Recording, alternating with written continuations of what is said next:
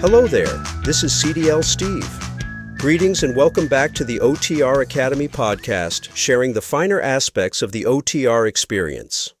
Today is the beginning of a 2-episode series on unexpected dangers for OTR drivers. I can't overemphasize the importance of this subject. There are a number of unexpected dangers new OTR drivers need to hear about, dangers that may not have been discussed in CDL driving school. Let's jump right into the topic. Drivers need to lean into the engine area daily when performing pre-trip inspections to see things like steer wheel brakes, the inside edge of steer tires, checking the oil, testing fan belt integrity, and more. Some trucks have issues with the hood not latching in the open position. Some don't actually latch and are designed that way. If you're in that area and a gust of wind suddenly closes the hood, yikes. It could be game over for you in an instant. I've developed habits to ensure I always have a hand on the hood somewhere while I'm working in that area. If it's dark outside, I'm not holding a flashlight in my hand because I use a bright headlamp for just that reason. The OTR Academy recommends a headlamp of 1,000 lumens or greater for all OTR drivers. If you have a system on your truck that will start the tractor to charge the batteries and/or fire up the air conditioner, you need to turn that off during your pre-trip inspection or any other time you're working in the engine area. You don't want the truck starting unexpectedly while you're working in or around the engine compartment. Some trucks are equipped with switches or sensors to keep the truck from starting with the hood up. Beware, many trucks will start even with the hood raised. Are you willing to risk possible injury or death while the hood is unlatched and open? We urge you to habitually shut off the engine self-start feature when your hood is raised. Speaking of the pre-trip inspection, I prefer to get up early and do my inspection in the dark. An early morning schedule helps my day end earlier and offers better opportunities for parking availability at the end of the driving day. However, in the context of today's episode, I'm thinking about the benefit of a pre-trip inspection in the dark because a bright flashlight during the night will often reveal much more about potential truck issues than a daylight inspection. Using a flashlight at some point during the dark, either pre-trip or post-trip, might reveal an exhaust leak under the cab that you won't otherwise see during daylight hours. From the back of the cab, look underneath the passenger compartment. Do you see black soot on surfaces? If so, that is likely an exhaust leak, and carbon monoxide from that leak could be getting into the cab. Carbon monoxide is a silent, unforgiving killer. As I'm writing this very episode, emergency response staff are in my home. Shortly after our oven underwent a service call, my wife began reporting headaches. She thought nothing of it until our carbon monoxide detector alerted her to an issue. Anyway, my wife is fine, and the CO problem is being addressed by professionals in my home. So let's get back to your undercab inspection. Look for blackened, sooty areas. That may indicate a potentially deadly exhaust leak. Also, buy a carbon monoxide detector, it's like a smoke detector, and put it in the cab of your truck. Walmart has some of the best pricing I've found for carbon monoxide detectors. While you're at it, pick up a smoke detector if one isn't installed in your truck. There are dual units available that cover both bases. Oh, Steve, why do I need to do a post-trip inspection since I'm going to check it again in the morning? There are many reasons to perform a post-trip inspection.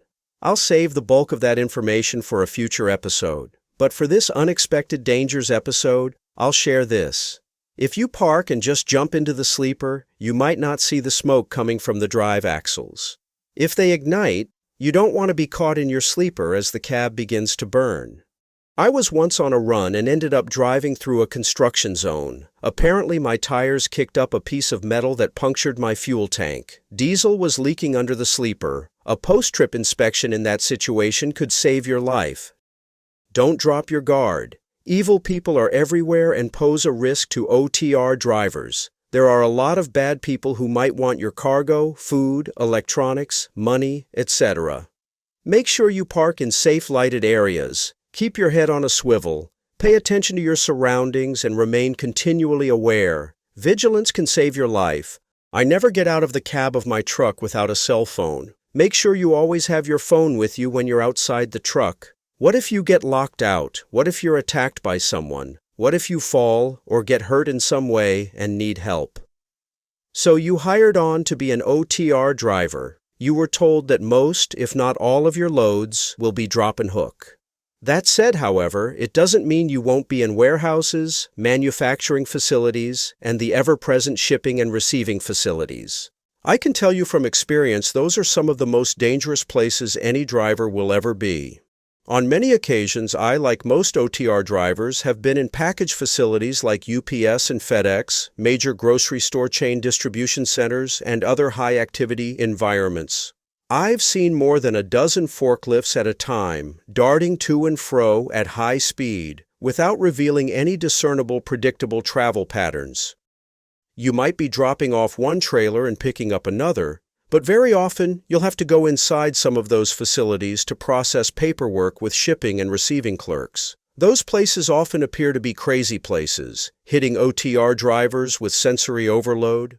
Few outsiders can keep up with everything that's going on. It's unfamiliar territory, and traffic patterns are also unfamiliar. Perhaps you've been driving all day and are tired, and you step into one of those facilities and you get hit with sensory overload.